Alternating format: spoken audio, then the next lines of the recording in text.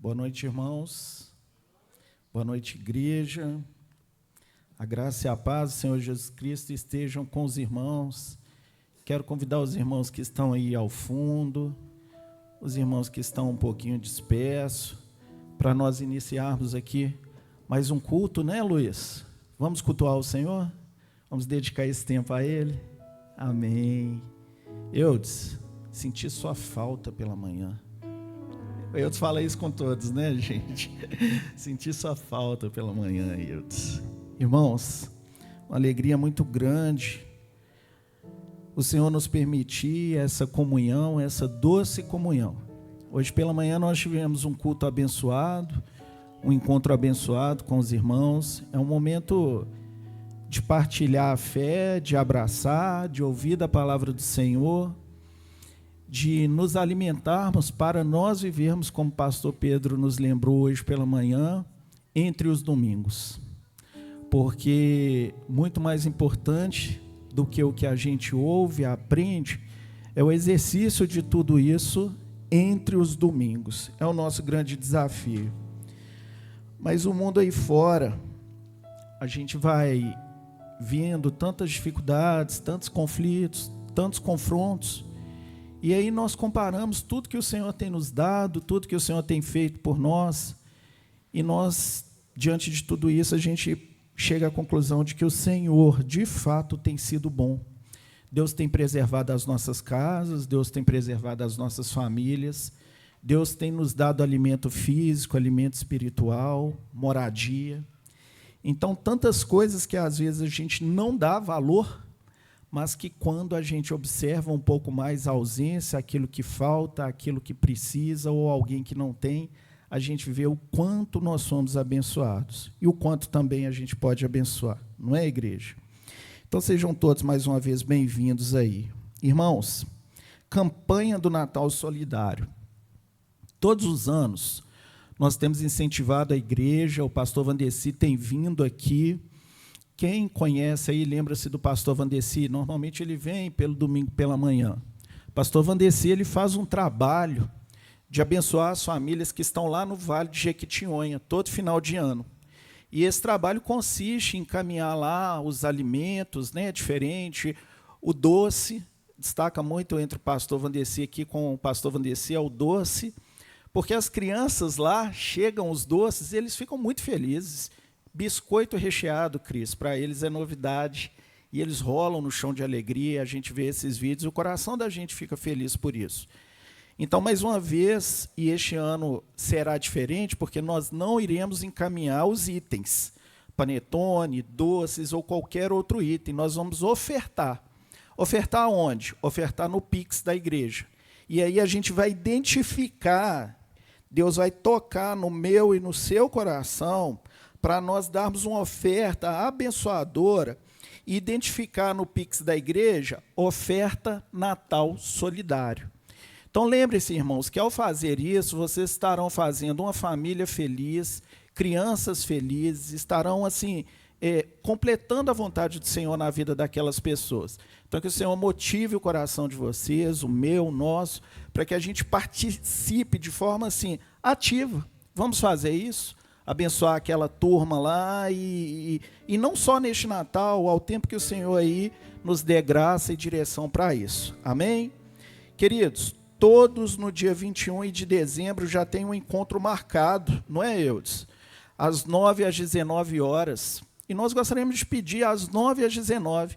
Às vezes a gente vem no culto da manhã e tira o restante do dia e não vou à noite.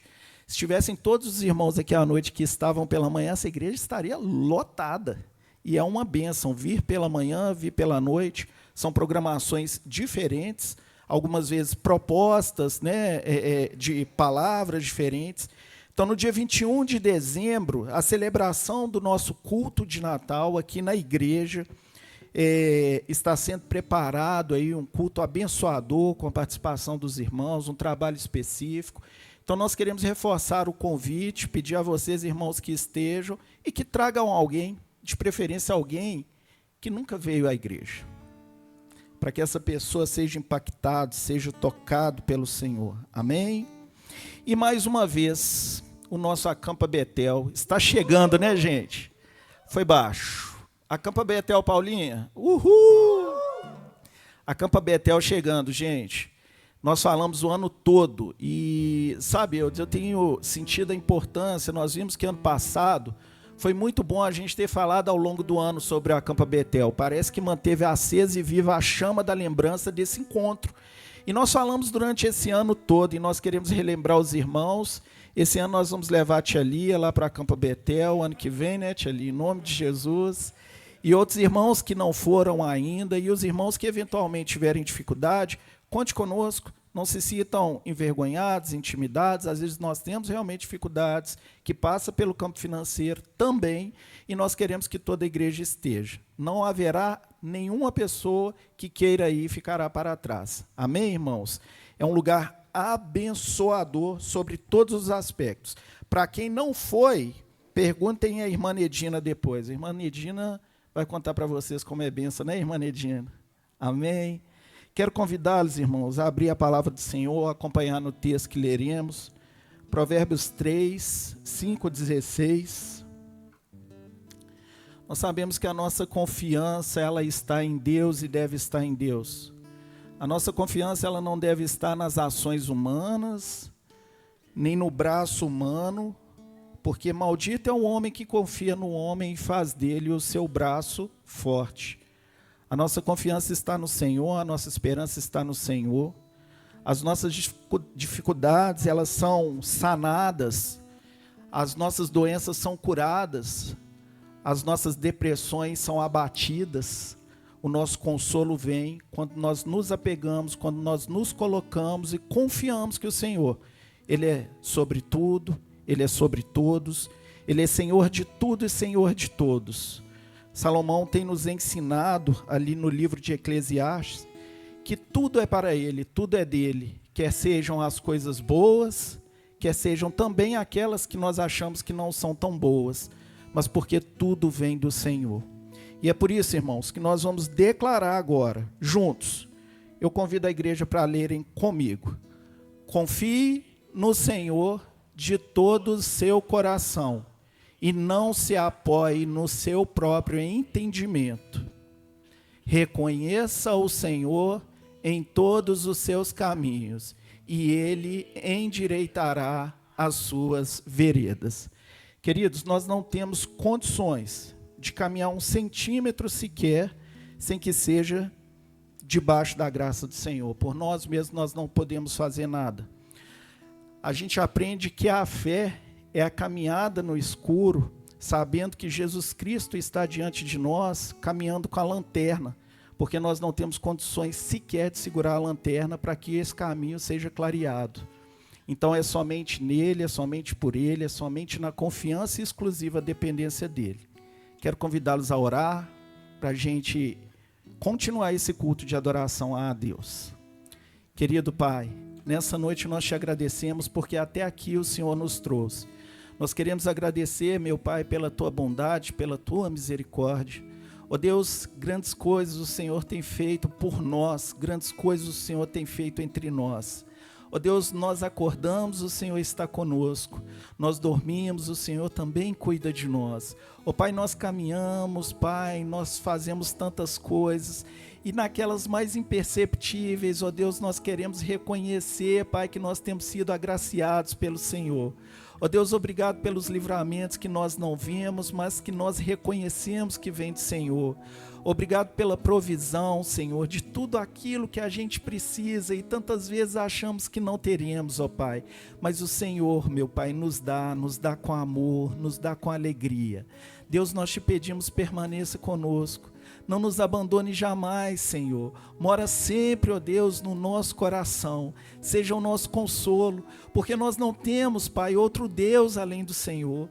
Nós não temos outro refúgio, nós não temos outro esconderijo, nós não temos outra esperança, nós só temos o Senhor. E o Senhor é tudo, ó Deus. É a tua presença que nos completa. É o teu amor que nos envolve, ó Pai, dá sentido para nossas vidas, ó Pai, e nos faz faça, Pai, olhar atentamente para o Senhor, ó Deus, para que, ó Deus, a nossa fé, Pai, seja completada na esperança, ó Deus, de que um dia, Pai, nós estaremos face a face, e ali tudo aquilo que nós pensamos e nós compreendemos como dificuldade não mais existirá.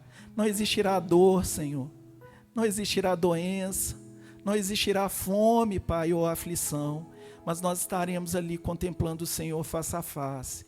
Permita-nos, ó Deus, a vencermos as tentações deste mundo, para que quando o Senhor nos chamarmos, ó Pai, nós estejamos, ó Deus, prontos, ó Deus, para encontrá-lo. Continue entre nós, ó Deus, seja adorado nessa noite, seja engrandecido, receba o nosso louvor, ó Deus, receba a nossa adoração, ó Pai, em nome de Jesus, amém, amém. Amém. Boa noite, queridos irmãos. Boa noite, queridos irmãos. Amém. É uma alegria estarmos aqui nessa noite para cultuarmos ao Senhor. Nós fechamos hoje Eclesiastes e o Elvis citou que nós falamos sobre o tempo. E nós aprendemos hoje que nós não temos como controlar o tempo, mas nós temos como nós recebemos do Senhor o tempo, nós temos condições de fazer escolha do tempo. E nesse momento nós escolhemos estar aqui em comunidade, como igreja, para celebrarmos ao Senhor. Então eu te convido nesta noite, venha adorar ao Senhor. Amém?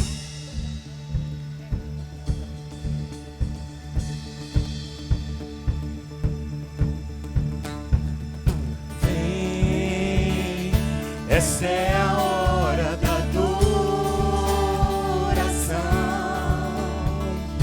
Vem dar a Ele seu coração. Vem assim como estás para adorar. Vem assim como estás diante do Pai, vem. Toda língua confessará ao Senhor, todo joelho se dobrará, mas aquele que a ti escolher, um tesouro maior terá.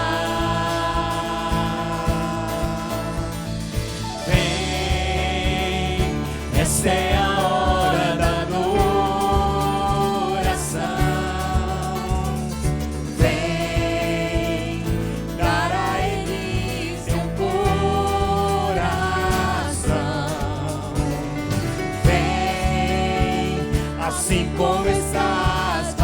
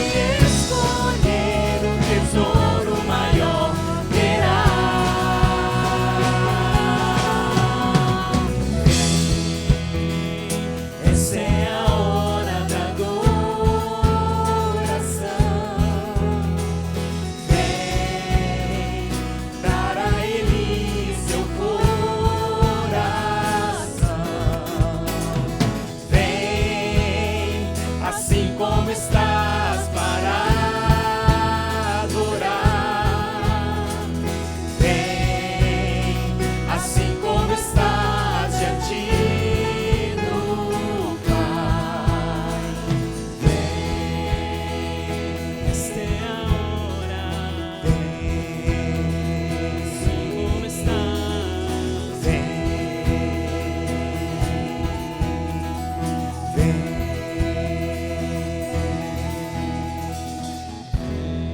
Amém.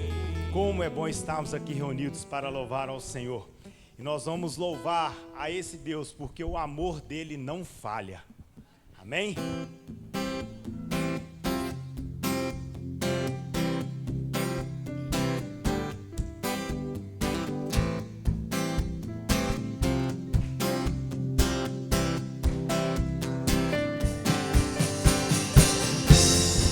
Com bastante alegria ao Senhor. Ele está entre nós nessa noite.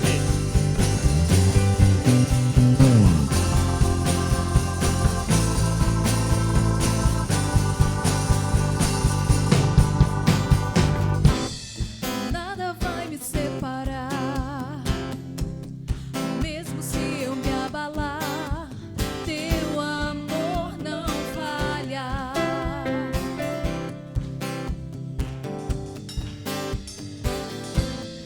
Mesmo sem merecer, tua graça se derrama sobre mim, teu amor não falha.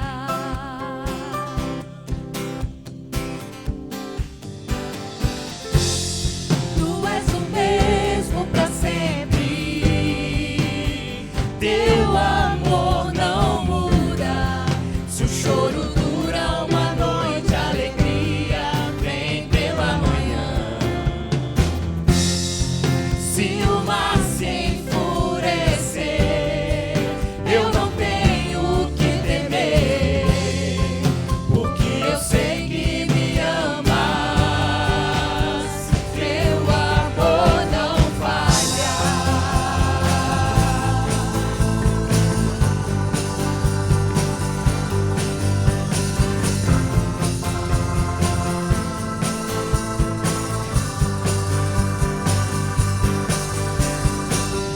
Vento forte, profundo mar, tua presença vem me amparar, teu amor não falha.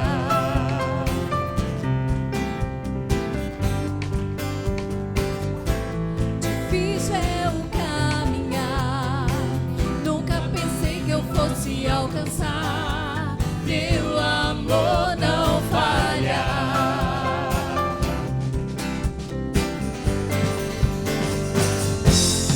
Tu és o mesmo pra sempre, teu amor não muda. Se o choro dura uma noite, a alegria vem pela manhã. Se o mar se enfurecer, eu não tenho o que temer, porque eu sei que me amas. Tu és o mesmo pra sempre, teu amor não muda. Se o choro dura uma noite, a alegria vem pela manhã. Se o mar se enfurecer, eu não tenho o que temer, porque eu sei que me amas, teu amor não falha.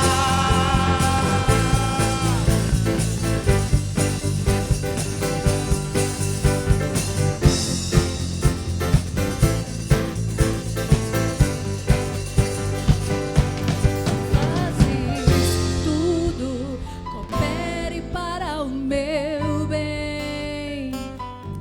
Tu fazes que tudo coopere para o meu bem.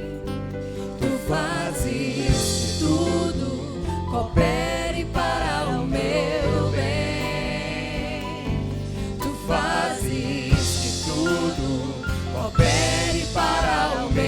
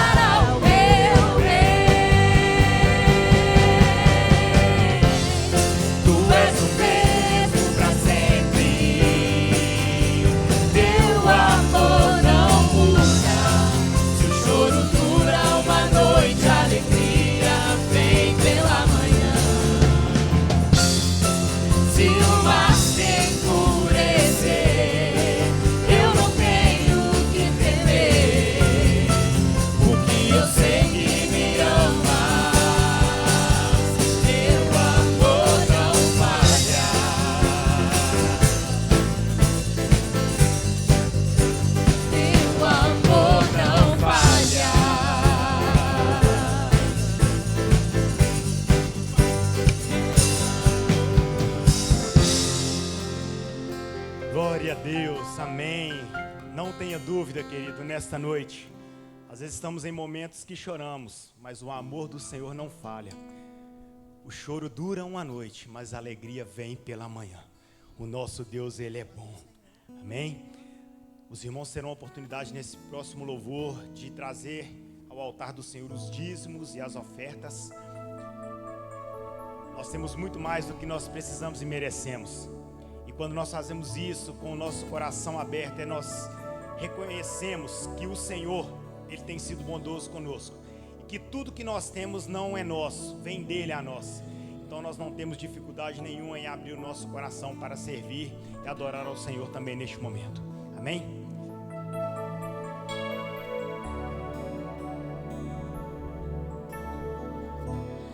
Meu Jesus, Salvador, outro igual não há. Todos os dias quero louvar as maravilhas de teu amor.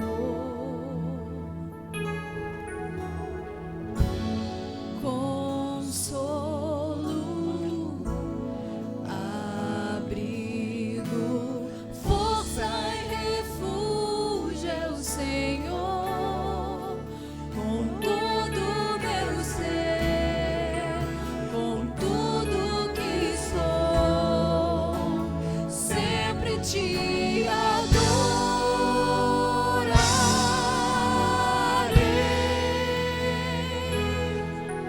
aclame ao Senhor toda a terra e cantemos poder, majestade, louvores ao Rei. Montanhas se prostrem e rujam os mares ao som de teu nome. Alegre te louvo por teus grandes feitos.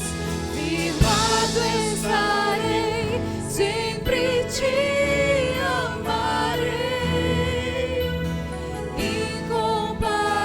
Incomparáveis são tuas promessas pra mim.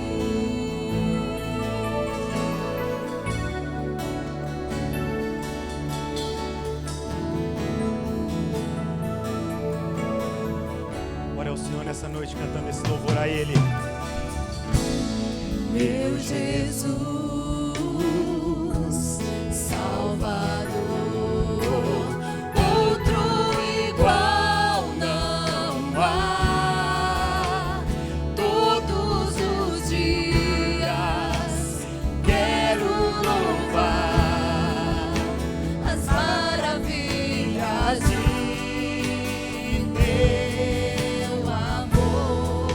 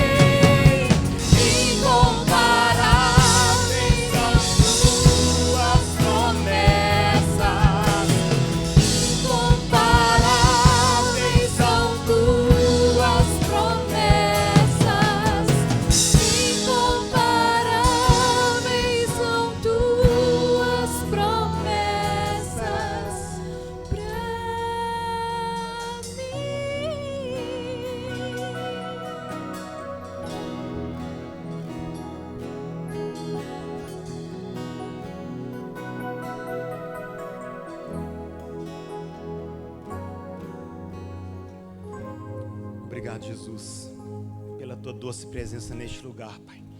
Obrigado porque nós estamos aqui para bendizer o teu nome, para glorificá-lo, Deus. Obrigado porque temos o privilégio, Deus, de te adorar, Deus, em liberdade, com o nosso coração muito alegre e grato ao Senhor. Obrigado porque o Senhor nos ama e as tuas promessas, ó Deus, são incomparáveis a nós. Abençoe cada irmão que dizimou e ofertou no teu altar. Que o Senhor continue, ó Deus, tendo misericórdia de nós, suprindo as nossas necessidades, cuidando de nós, trazendo pão sobre a mesa, abençoando cada lar, cada família, cada trabalho, Deus, em nome de Jesus Cristo. Nós louvamos ao Senhor, te adoramos e oramos no nome do teu Filho amado Jesus Cristo. Amém. Os irmãos podem se assentar.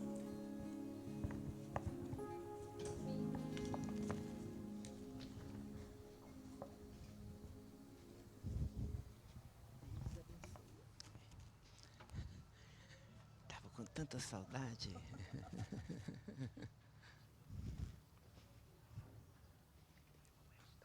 No final, né? No final. Pode ser no final ou agora, você que manda. Pode ser no final. Pode ser.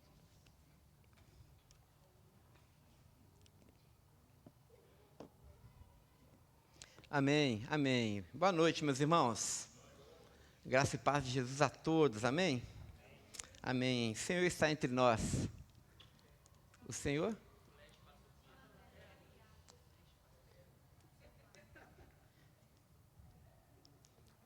É porque agora eu estou com iPhone. Estava esperando uma oportunidade para falar que eu estou com iPhone, sabe? Essa foi uma oportunidade ótima.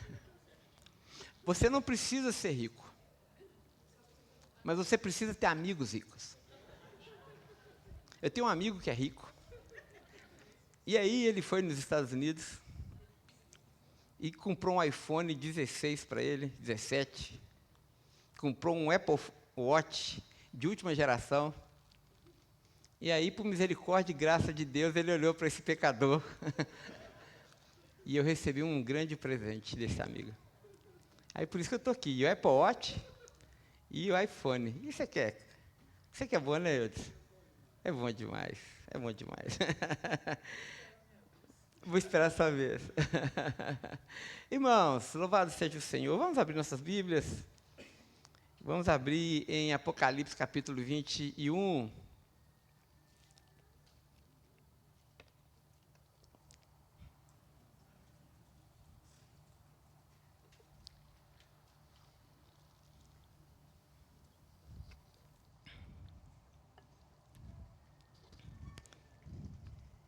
Nós vamos ler a partir do verso 1.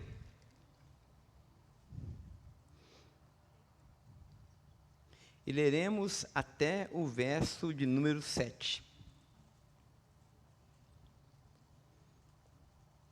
Amém? Todo mundo achou? Amém? Diz assim a palavra do Senhor. Eu vi novo céu e nova terra, pois o primeiro céu e a primeira terra passaram, e o mar já não existe. Vi também a cidade santa, a nova Jerusalém, que descia do céu da parte de Deus, preparada como uma noiva enfeitada para o seu marido. Então ouvi uma voz forte que vinha do trono e dizia: eis o tabernáculo de Deus com os seres humanos. Deus habitará com eles. Eles serão povos de Deus. E Deus mesmo estará com eles e será o Deus deles. E Ele lhes enxugará dos olhos toda lágrima. E já não existirá mais morte, já não haverá mais luto, nem pranto, nem dor, porque as primeiras coisas passaram. E aquele que está assentado no trono disse: eis que faço novas todas as coisas. E acrescentou: escreva, porque essas palavras são fiéis e verdadeiras. E disse-me ainda: tudo está feito. Eu sou Alfa e sou o ômega, o princípio e sou o fim. Eu, a quem tem sede, darei de graça da fonte da água da vida. O vencedor herdará essas coisas, e eu serei o Deus dele, e ele será o meu filho. Amado Deus, nós te damos graças pela tua palavra santa, eterna, verdadeira. Passarão os céus e a terra, Senhor, mas as tuas palavras, elas jamais irão passar. Ó Deus, nenhum tio da sua palavra deixará de ser cumprido. Ó Senhor dos altos céus, dai-nos essa bendita esperança e fala, Senhor, conosco nessa noite, pelo poder do teu Santo Espírito. Ó Deus, dê ao pregador a graça, a unção, a sabedoria, para que com clareza, fidelidade, mas sobretudo com temor e reverência, possa comunicar a tua palavra. E dá a cada um dos meus irmãos, ouvintes, Senhor, esse mesmo temor, essa mesma reverência, para que essa palavra, caindo nos nossos corações, encontre aí um lugar fértil, e que possa, Senhor, dar muitos frutos para a sua glória. Essa é a oração que te apresentamos, e fazemos isso por meio de Jesus. Amém, amém e amém. Irmãos, nós estamos nesse mês de novembro e dezembro, nos domingos à noite, trabalhando a temática O Reino que está entre nós. E hoje, nessa noite, nosso tema será o reino que ainda não vemos, mas que certamente virá. Aqueles que têm nos acompanhado nos domingos à noite têm percebido que nós temos trazido questões do nosso cotidiano, e a partir dessas questões, desses problemas e dessas enfermidades sociais que têm afetado a todos nós, nós temos tentado trazer a perspectiva do reino, para que, de alguma forma, a palavra do Senhor seja para nós uma lâmpada, uma bússola, uma âncora, mas também seja bálsamo, seja cura, seja restauração. Nós já falamos sobre, por exemplo, o problema do sofrimento. Nós já trabalhamos aqui também a questão da morte. E hoje eu quero falar um pouquinho sobre uma grande epidemia do nosso tempo, que tem alcançado, inclusive, os cristãos, que é a epidemia do suicídio.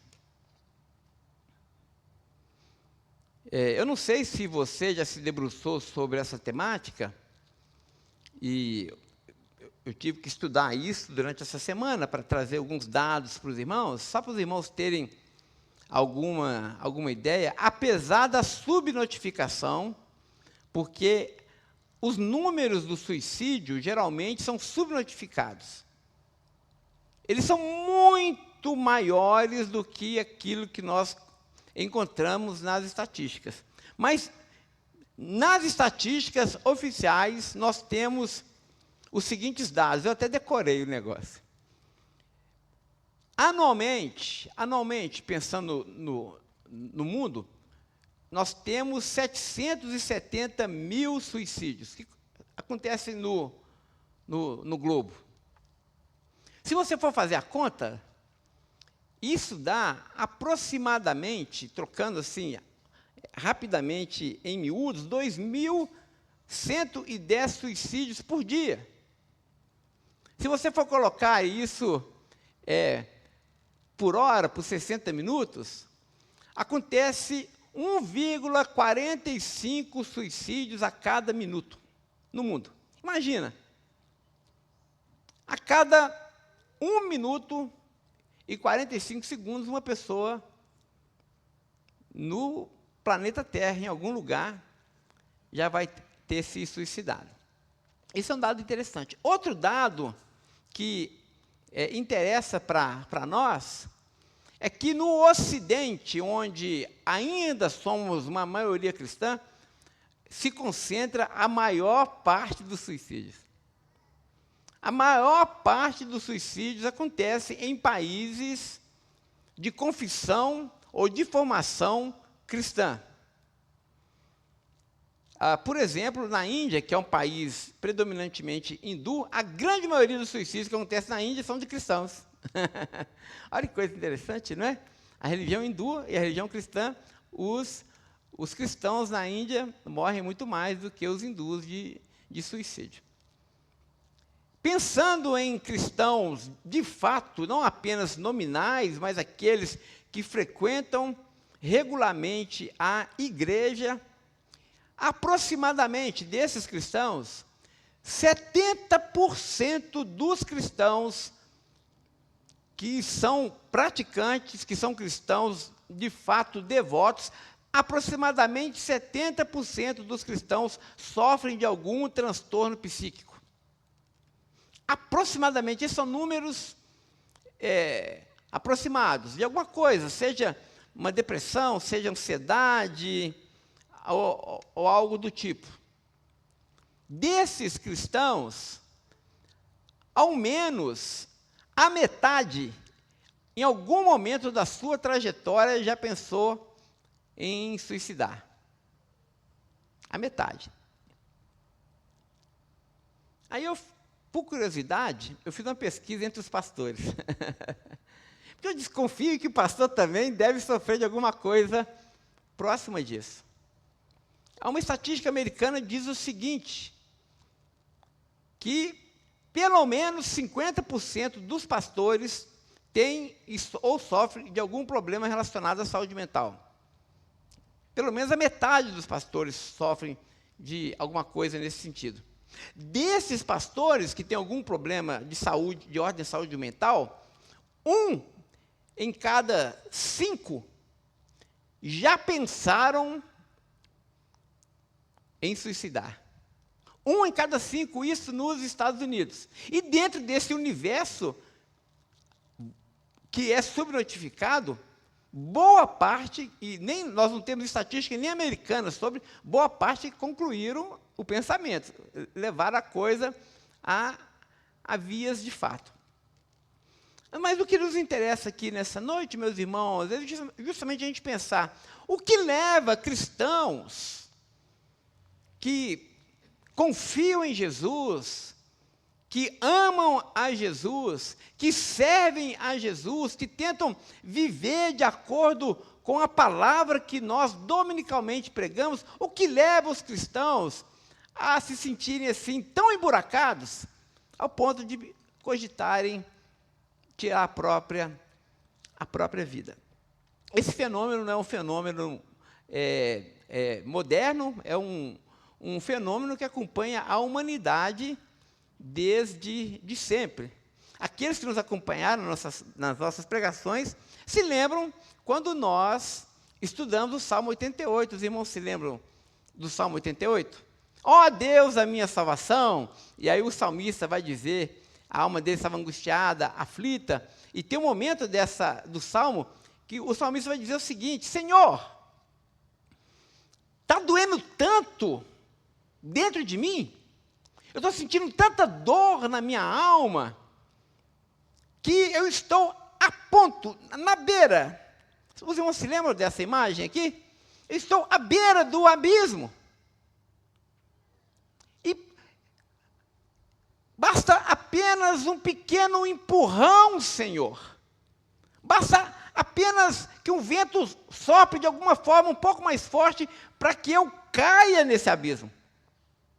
Olha que coisa interessante, irmãos. E o que o salmista, ali no Salmo 88, ele vai dizer? Porque quando ele olhava para o futuro, e ele termina o Salmo assim, ele vai dizer, a minha companhia, quando eu olho para o futuro, são trevas e escuridão. E talvez esse seja o ponto de observação nessa noite. O que leva cristãos a pensar em tirar a própria vida? Dentre as inúmeras questões, porque essa questão do suicídio, que eu não quero ser simplista, ela é multifatorial, mas me parece que ela tem um ponto de convergência, que é justamente o sentimento de desesperança. Desesperança. A pessoa olha para o futuro e não enxerga mais continuidade. Isso porque, quando ela olha para o passado, ela vê só trevas e destruição. Ela olha para o passado e talvez por uma desilusão, talvez por um pecado mortal que ela cometeu, que cometeram com ela, alguma coisa assim, ela olha para o passado, vê a destruição, ela olha para o futuro e vê apenas trevas. Ela não tem perspectiva. Irmãos, e nesse sentido, Apocalipse é o livro não do medo, não do terror, mas Apocalipse tem que ser lido como o livro da esperança. O livro da esperança. O que falta para nós? O que nós, cristãos, precisamos ter? Como nós devemos ser conhecidos? Nós devemos ser conhecidos, meus irmãos, como sendo o povo da esperança. E é justamente por isso que Deus permitiu que nosso irmão João pudesse olhar pelo buraco da fechadura do futuro, e depois ele olhar por esse buraco da fechadura, porque nem olhos viram, nem ouvidos ouviram, nem jamais penetrou em coração humano o que Deus tem preparado para aqueles que o amam. Nem João viu isso, mas João viu uma parte. E depois que ele viu essa parte, ele voltou para nos contar. E qual que é o objetivo do Apocalipse capítulo 21? Trazer aos nossos corações, trazer o coração de Betel, nessa noite, 30 de novembro de 2025, trazer esperança. Trazer esperança. É com essa perspectiva de esperança desse reino que virá, que eu quero convidar os irmãos para que a gente consiga ler juntos esse texto que é maravilhoso. É o texto da minha conversão. Eu me converti lendo o verso 8, quando fala que os covardes, os incrédulos, os abomináveis, os assassinos, os mentirosos, iam para o lago que arde com fogo e enxofre. Apocalipse também é um livro que dá medo. E eu disse, opa, eu estou precisando me converter, porque senão eu vou para esse lugar. Mas agora eu leio com esperança, porque eu posso ler os versículos antes e dizer, essa palavra agora é para mim. Verso 8 não, mas verso de 1 a 7 tem a ver comigo. Olha só o que João escreveu, verso 1. Olha que coisa boa. Eu vi novo céu e vi nova terra. Olha, irmãos, que coisa gostosa. João viu. Ele, de alguma forma, Deus abriu os olhos dele para que ele visse. E o que ele viu? Ele viu um novo céu e uma nova terra. Era esse mundo? Era esse mundo. Porque nós sabemos, quando a gente estuda um pouquinho daquilo que a gente chama de escatologia, ou estudo das últimas coisas, nós sabemos que a vinda de Jesus não vai ser para destruir o planeta, mas vai vir para restaurar o planeta. Nós sabemos que o fogo que Pedro vai dizer, que vai visitar a terra quando Jesus voltar, não é um fogo de destruição, mas é um fogo de purificação. O que João está dizendo é o seguinte, eu vi esse mundo, eu vi essa terra, mas não era bem esse mundo, não era mais essa terra, era um novo céu, era uma nova terra, é esse mundo, mas agora revestido da própria glória de Deus. Não é isso que a palavra do Senhor diz? Que a glória do Senhor encherá toda a terra, assim como as águas cobrem o mar. Irmãos, imagina esse mundo que já é maravilhoso, que já é sublime, que você não consegue olhar para um pôr do sol sem adorar, não é assim?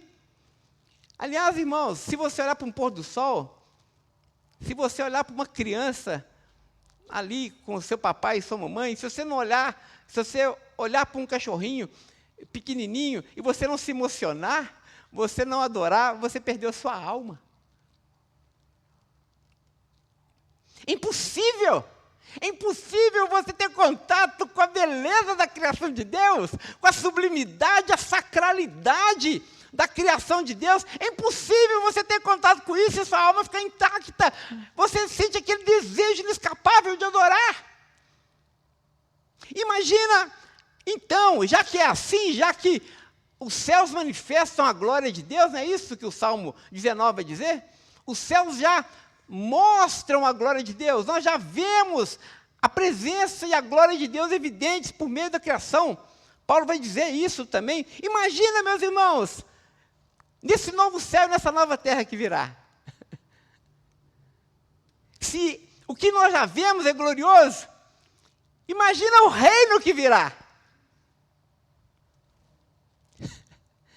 Vai ser incomparavelmente melhor.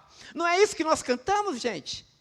Incomparáveis, incomparáveis são tuas promessas, incomparáveis são tuas promessas para mim. Gente, nem olhos viram, nem ouvidos ouviram esse novo céu, essa nova terra que Deus tem preparado para nós. Jesus falou de uma outra forma em João capítulo 14, quando ele diz: na casa do meu Pai há muitas moradas.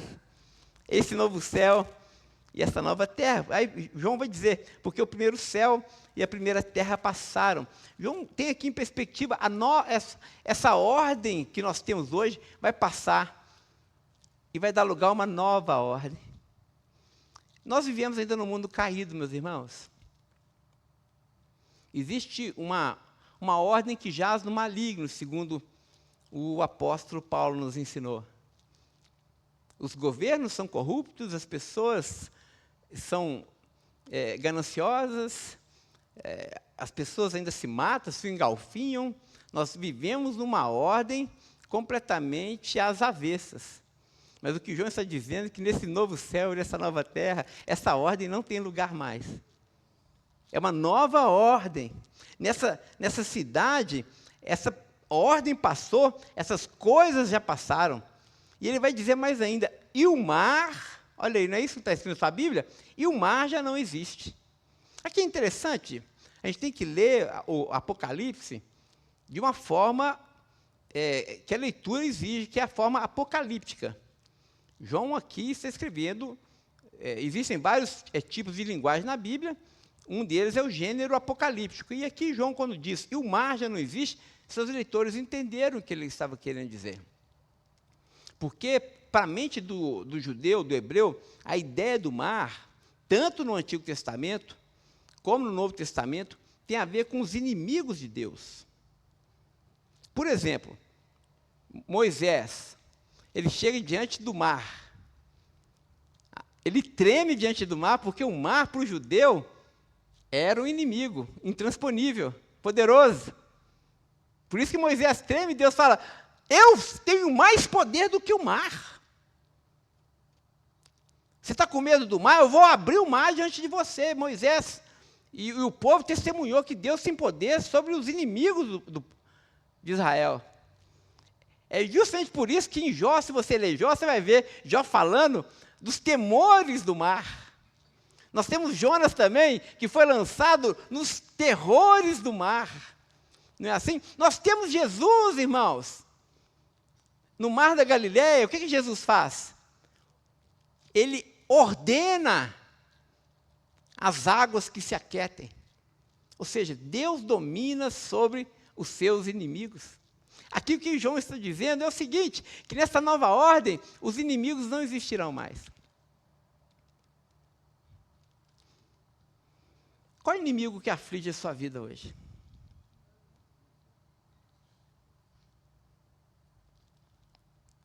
O que é que está aí te fustigando hoje?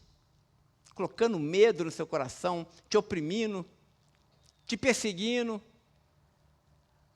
João está dizendo que nesse novo céu, que nessa nova terra, os inimigos de Deus não existirão. Eles não estarão lá. João não viu mais os inimigos de Deus lá. Mas no verso 2 ele vai dizer, vi, mais uma vez, vi, isso eu vi, a cidade santa, a nova Jerusalém, que descia do céu, da parte de Deus, preparada como noiva enfeitada para o seu noivo. Então ouvi grande e forte voz que vinha do trono e dizia, aqui está o tabernáculo de Deus com os seres humanos. Irmãos, todos nós sabemos que a Jerusalém terrena, ela foi edificada ali na época de Davi, 1000 anos antes de Cristo, aproximadamente. E aqui novamente, e nós temos Davi como sendo o grande rei de Israel. Né? Jerusalém é conhecida como a cidade do grande rei, uma alusão ao rei Davi. Mas nós temos aqui uma nova cidade. Essa mesma Jerusalém, mas agora renovada. Irmãos, olha que coisa interessante. Nós precisamos ler Apocalipse lendo Gênesis. Você vai ver que muitos dos elementos de Apocalipse estão presentes no Gênesis. Por exemplo, no livro do Apocalipse nós temos a árvore da vida. Essa árvore da vida, ela está presente onde? Lá em Gênesis. Lá em Gênesis nós temos os rios da vida, o Tigre e o Eufrates, rios. Aqui nós temos no Apocalipse os rios também. E Jesus chama, eu te darei de graça da água da vida. Olha, por que isso é importante? A história da humanidade, grave isso no seu coração, a história da humanidade começa em um jardim e termina onde? Em uma cidade. Isso é significativo, meus irmãos, porque nos mostra não apenas que Deus é o condutor da história, mas isso fala também da nossa participação nessa cidade que está sendo construída. Porque Adão e Eva herdaram um jardim bruto, e Deus falou, cultive a terra, construa. E nesses 6.000 anos de história da humanidade, o que nós estamos fazendo? Nós estamos cooperando com Deus no mandato cultural, e nós estamos construindo também uma cidade. Nós, povo de Deus, diariamente construímos uma cidade que tem os fundamentos na eternidade. O que João está dizendo é o seguinte, que essa grande obra, essa grande construção que Deus iniciou com o seu povo ali no Jardim do Éden, com o primeiro homem, o homem primordial, a mulher primordial, agora ela se consuma nessa nova Jerusalém e nós participamos disso. Isso significa, e nós já estudamos, que cada ato que a gente faz, cada ato de justiça que nós praticamos, cada oração que nós fazemos, cada lágrima que nós derramamos, cada pessoa que a gente conduz aos caminhos da justiça, cada ensino da palavra de Deus, toda vez que nós negamos o pecado e abraçamos a santidade de Deus, toda vez que nós cuidamos dos desamparados, nós damos um copo d'água, Jesus vai dizer isso, para uma pessoa que tem sede, esse copo d'água não vai ser esquecido, porque ele edifica a cidade de Deus. Nós estamos construindo a nova Jerusalém neste exato momento, gente. João viu a cidade já construída, mas hoje nós estamos aqui participando dessa construção.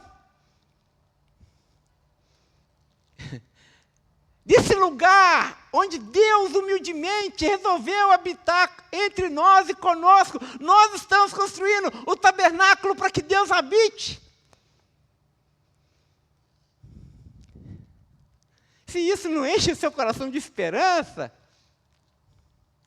se isso não te dá alegria para viver, porque quando você cria seu filho no caminho da justiça, você está edificando essa nova cidade. Gente, isso vale a pena demais. Isso é valioso. Isso é valioso. Isso é valioso. João olhou para essa cidade e vai dizer que as ruas eram de ouro. Os irmãos se lembram dessa metáfora? O mar de cristal, ruas de ouro. E vai dizer que nessa nova ordem, o capital não vai valer absolutamente nada, porque nós vamos pisar no capital, nós vamos pisar no ouro. O dinheiro não vai nos prender mais. Nós não vamos ser mais etiquetados como pobres, como ricos. Nós não vamos ser mais etiquetados como negros e como brancos. Irmãos, nessa nova cidade, a reconciliação, gente. Nós seremos reconciliados. Nós vivemos em um mundo que, João vai dizer, esse mundo passou. Essa nova ordem passou, onde as pessoas estão em pé de guerra. É homem contra mulher. É negro contra branco. É pobre contra rico. É hemisfério norte contra hemisfério sul. É capitalismo contra comunismo. A gente vive num mundo em pé de guerra, polarizado. Mas no reino de Deus não existe isso, irmãos. Esse reino que virá, não existe capitalismo, não existe comunismo.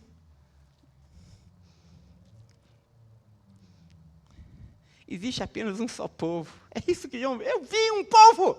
Eu vi um povo. Eu vi o tabernáculo, o único tabernáculo.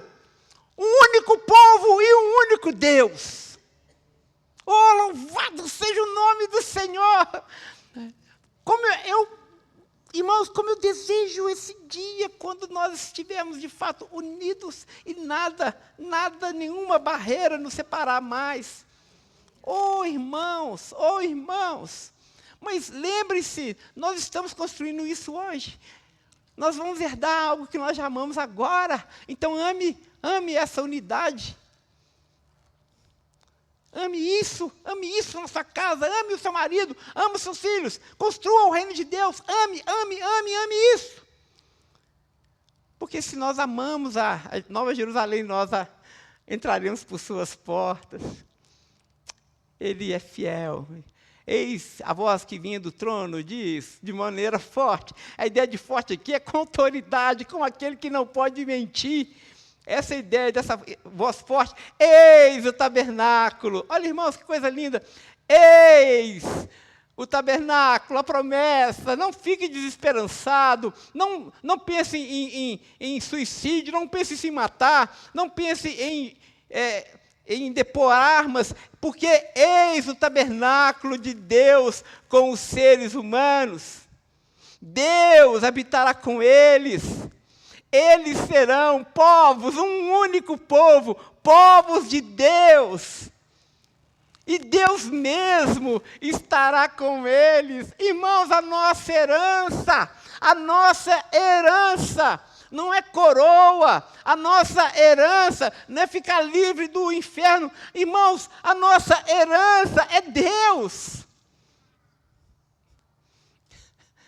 É Jesus. É o Senhor.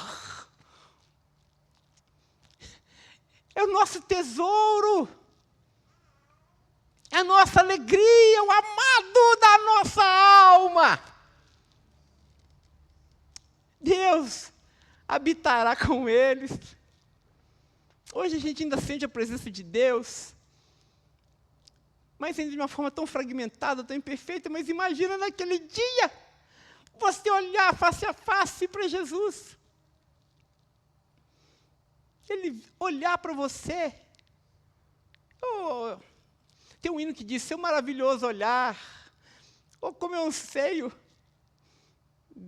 ver fisicamente, literalmente, esse maravilhoso olhar. Eu já sinto esse olhar, mas eu quero ver, Senhor. Porque João viu, eu quero ver. Eis o tabernáculo de Deus com os homens, Deus estará com eles, serão seu povo. E o verso 4, e ele lhes enxugará dos olhos toda lágrima, e já não existirá mais morte, já não haverá luto, nem pranto, nem dor, porque as primeiras coisas passaram. Essa coisa da pessoalidade de Deus me cativa. Deus é pessoal, gente. Deus não é o Deus dos deístas que construiu o universo, deu corda como grande relojoeiro, deixou o universo seguir seu rumo. Deus é pessoal. Deus é pessoal. Você não é um número para Deus. Você é uma pessoa.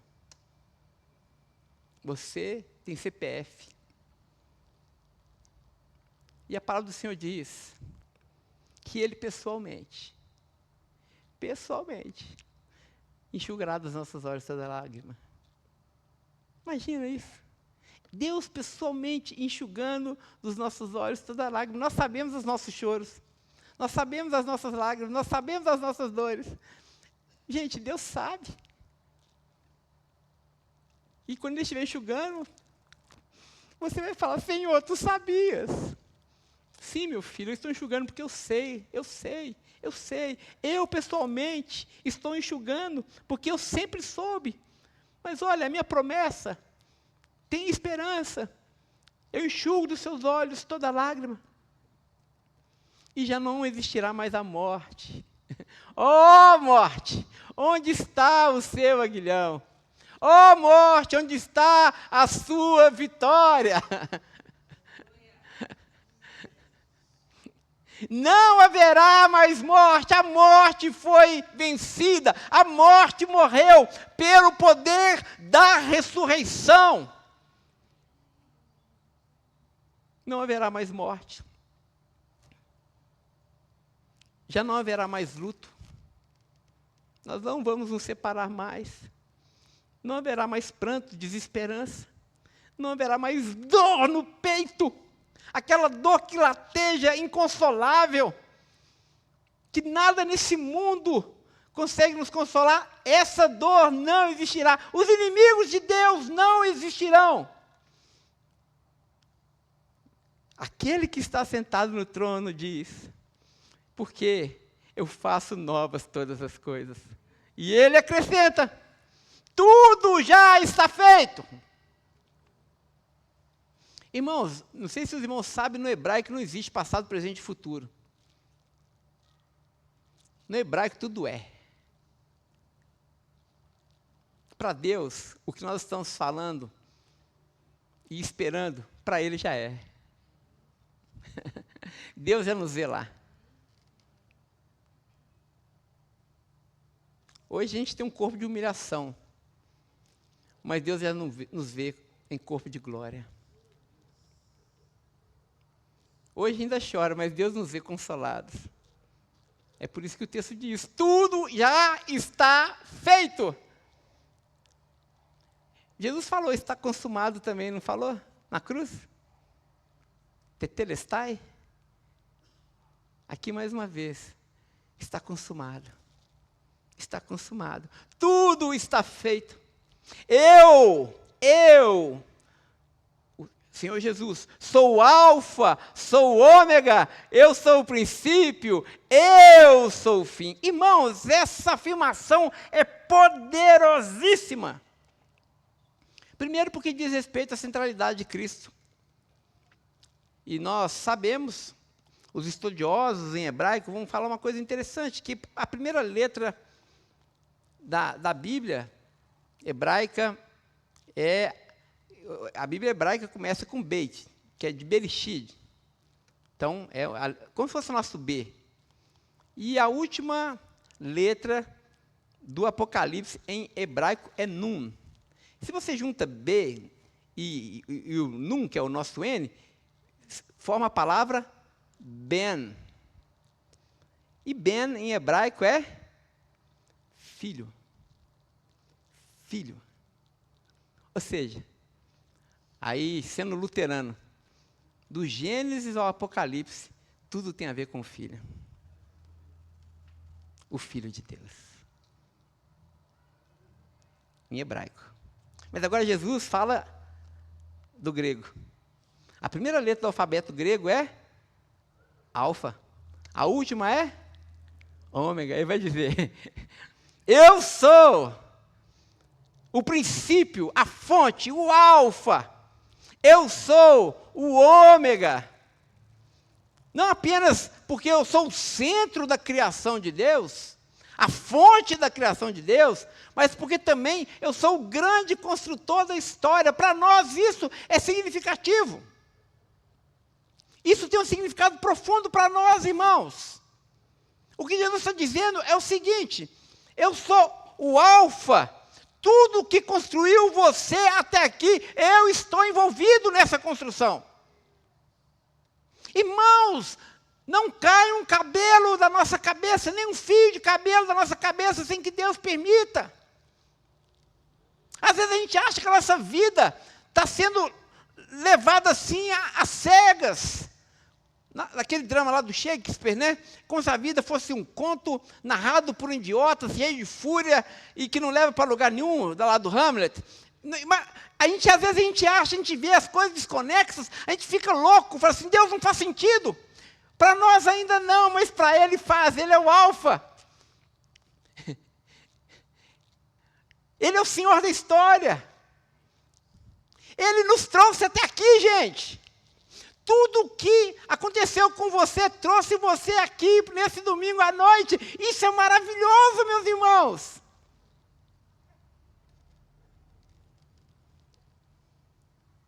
É para glorificar de pé. Mas também, Ele é ômega. Quando você sair por essa porta, tudo que acontecer com você estará debaixo da soberana mão do Senhor Deus Todo-Poderoso. E tudo que acontecer comigo e com você, aconteceu e acontecerá. Acontece para a glória de Deus. Nós cantamos. Nós precisamos prestar atenção no que nós cantamos. Tu fazes com que tudo coopere para o meu bem. Isso é alfa e ômega. É Deus construindo a nossa história. Não existe coincidências no reino de Deus. Não existe coincidências no reino de Deus. Tudo está feito. Eu sou alfa, eu sou ômega. Você está com sede. Você tem sede de quê? O que te falta hoje, meu filho? O que ainda te inquieta hoje? Jesus vai dizer, eu vou matar a sua sede. Existe uma promessa aqui, gente, que naquele grande dia, toda a nossa sede será satisfeita. Mas a grande questão é, pastor, amanhã é segunda-feira.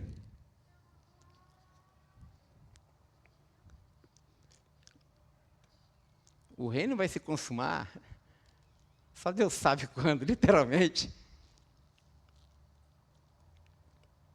O que eu preciso ter em tela até lá?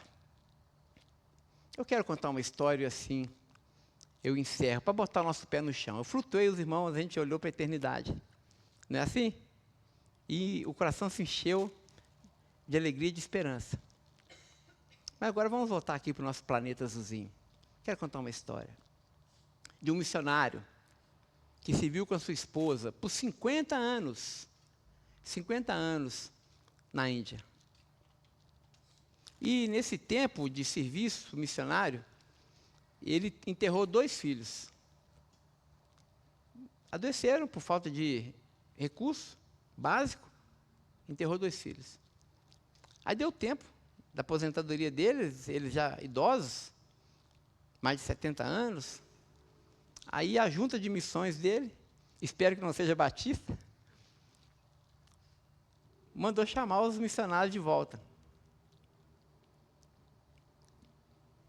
O seu tempo terminou, eles eram ingleses, vocês vão voltar para a Inglaterra. E eles voltaram. Poderiam ter vindo de avião, mas a junta pagou para eles apenas uma passagem de navio. E demorou para chegar. E chegando, eles imaginando dentro da viagem do navio, olha, quando nós chegarmos, será que a igreja vai estar nos esperando lá no porto e tudo mais? E ao longe, assim, eles começaram a ver balões e algumas coisas assim e tal, né? Muita gente, eles ficaram todos animados, olha, a minha igreja veio me receber.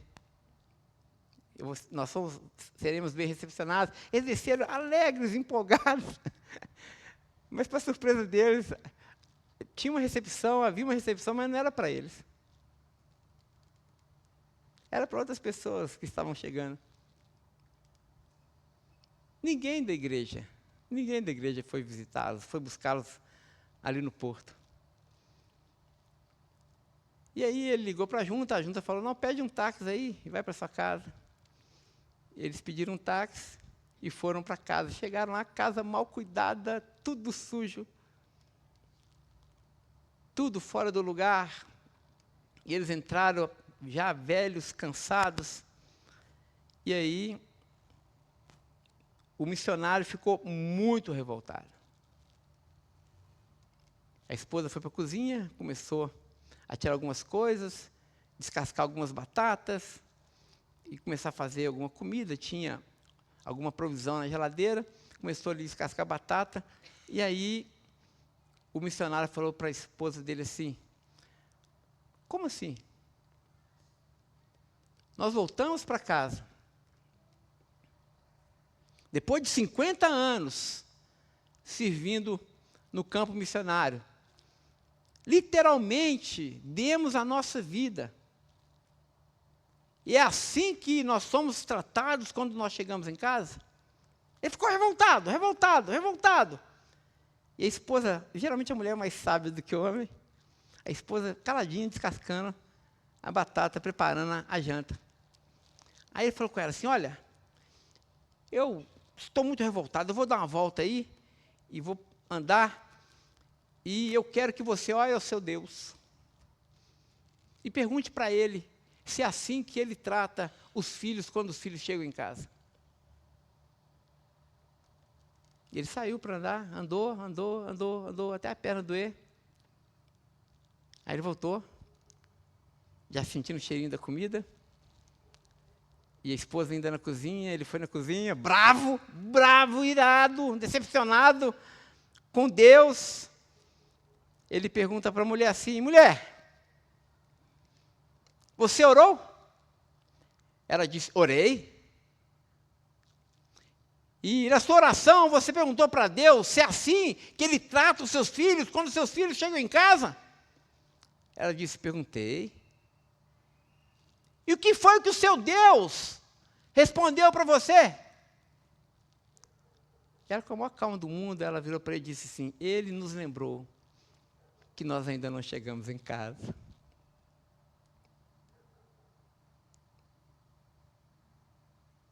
Nós ainda não chegamos em casa. Amanhã o mundo vai te maltratar. Amanhã você ainda vai sangrar. Talvez você vai enfrentar luto, doença, enfermidade, angústia, desamparo. Mas não se desespere. Não perca, meu irmão, minha irmã, a sua fé. Não se decepcione com Deus. Veja o que nós lemos. João viu o novo céu e nova terra. Portanto, lembre-se, amanhã, essa semana, lembre-se, deixe isso tatuado na sua alma. Nós ainda não chegamos em casa. Sempre que Satanás tentar insultar você, humilhar você, dizendo: onde está o seu Deus? Retruca dizendo: eu ainda não cheguei em casa, mas João viu o novo céu e a nova terra que me aguarda. Ó, irmãos, que essa palavra seja a nossa âncora e o nosso alimento nessa semana. Amém? Amém. Amém. Hoje nós temos o irmão Elcio que vai nos abençoar ainda com uma canção, e no final nós oramos encerrando. Irmão Elcio, Irmão Elcio é um querido irmão que eu tive o privilégio de servir o Senhor com ele ali na igreja do Planalto. Ele é pai do Patrick, que visita a gente aqui de vez em quando. E ele vai fazer um solo, depois nós iremos orar despedindo.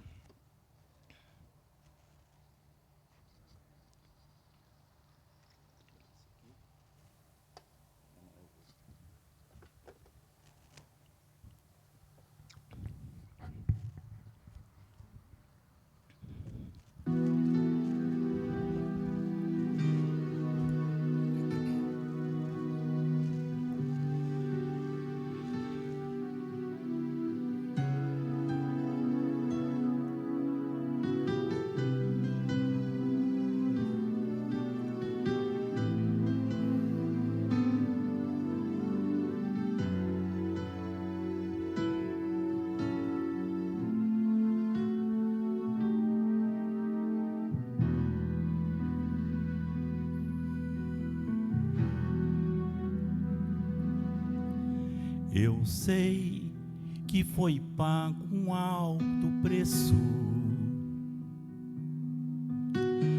para que contigo eu fosse um meu irmão.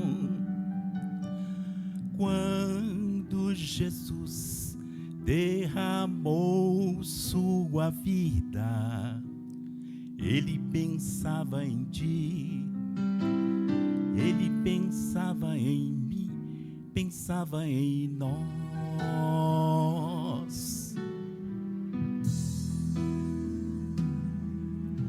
Eu sei que foi pago um alto preço para que contigo eu fosse um meu irmão. Quando Jesus derramou sua vida, ele pensava em mim, ele pensava em ti, pensava em nós, e nos via redimidos por seu sangue, combatendo um bom combate do Senhor,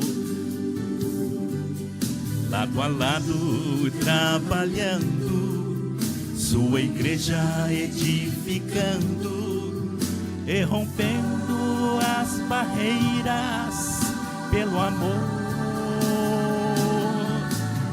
pela força do Espírito Santo. Nós proclamamos aqui que temos um compromisso de sermos um só coração do Senhor. E por mais que as trevas militem e nos tentem separar, com nossos olhos em Cristo, unidos iremos andar.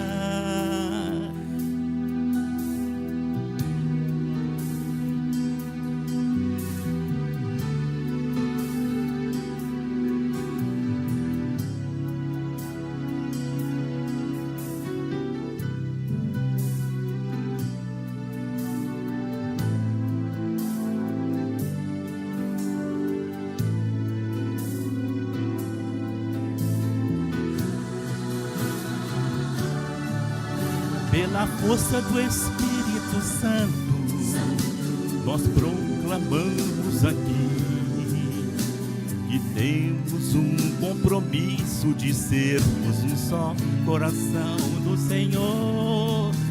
E por mais que as trevas militem e nos tentem separar, com nossos olhos em Cristo, unidos iremos andar,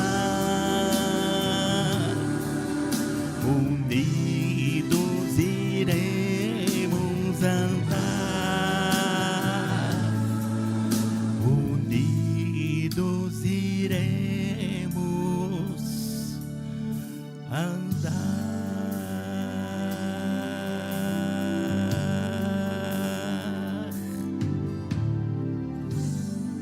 Amém.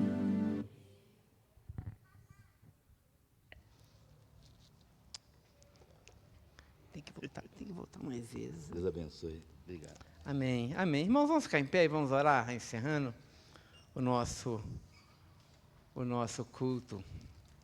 Agradecer mais uma vez, irmão Elcio, uma grande alegria e honra tê-lo conosco. Ó, Senhor dos altos céus, obrigado. Obrigado por mais uma semana que se inicia, Senhor. Obrigado, porque nós já começamos a ver os novos céus e as novas terras. Ó, Senhor, pela fé, Senhor, abre os nossos olhos, para que a gente perceba que maior que está em nós do que aquele que está no mundo. Ó Deus, essa é a vitória que vence o mundo, a nossa fé. Nós não morreremos,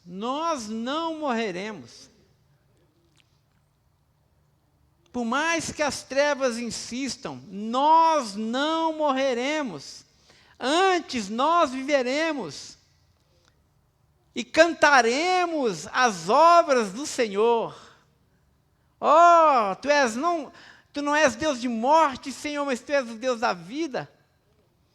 Que essa vida, Senhor, possa encharcar a nossa existência, Pai. Faça isso para a sua glória. Faça isso entre nós, faça isso em nós. Que essa semana seja uma evidência concreta, Senhor, do Deus que nós cremos e da cidade que nós esperamos. Amamos o Rei e amamos a cidade desse Rei. Dá-nos uma semana debaixo da Tua graça. Cobre-nos, Senhor, e guarda-nos debaixo das Tuas asas. Por causa de Jesus, oramos. E assim que a graça do Senhor Jesus, o grande amor de Deus, o nosso bondoso Pai e a doce consolação que vem do Teu Santo Espírito, seja com todo o Seu povo, espalhado por toda a terra, hoje e sempre. Amém, amém, amém. Não vá embora sem dar pelo menos uns 50, 60 abraços e tomar um cafezinho conosco. Deus abençoe, semana cheia da graça para todos.